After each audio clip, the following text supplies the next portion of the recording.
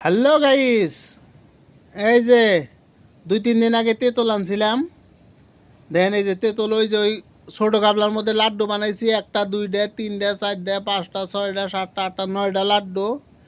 আর যে বড় গাবলার মধ্যে লাড্ডু বানিয়ে বানিয়ে থুয়ে দিমু। লাড্ডু বানিয়ে থুয়ে দিলে আপনার তেঁতুলটা ভালো থাকে। হ্যাঁ, একটু রোদ দিয়ে শুকিয়ে থুয়ে দিম। তার রোদ তো উঠতেছে না, আজকে 2-3টা দিন ধরে কন্টিনিউ আঙ্গুরেন দিয়ে বৃষ্টি। হ্যাঁ, যদি আজকে একটু রোদ উঠে, এই যে রোদ দিয়ে থুয়ে দিমু, ওই যে ওইরকম করে লাড্ডু বানিয়ে বানিয়ে থুয়ে দিমু। তারপরে দেখবেন যে বহুত দিন তেঁতুল লাস্টিং দিব। আপনারা লাড্ডু বানিয়ে বানিয়ে গোল করে রোদে শুকিয়ে থুয়ে দিবেন। আর মাঝে মাঝে রোদ দিবেন। 1 মাস 15 দিন পরে পরে একটা করে রোদ বইয়ে দিবেন।